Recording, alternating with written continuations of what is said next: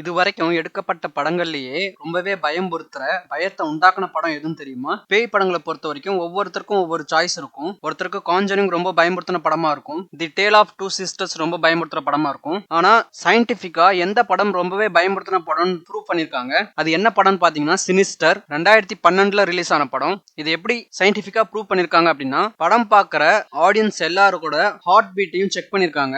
எந்த படம் பார்க்கும்போது அவங்களோட ஹார்ட் பீட் ரொம்ப அதிகமா இருக்குங்கிறத பாத்துருக்காங்க. அதுல சினிஸ்டர் பார்க்கும்போது தான் 131 BPM ஆகியிருக்கு. ஒரு நிமிஷத்துல 131 தடவை அவங்க ஹார்ட் பீட் ரைஸ் ஆயிருக்கு. அதோட ஆவரேஜே வந்து 86 தான். சோ இந்த அளவுக்கு ரைஸ் ஆயிருக்குன்னா அவங்க எத்தனை இடத்துல பயந்துருப்பாங்கன்னு பாருங்க.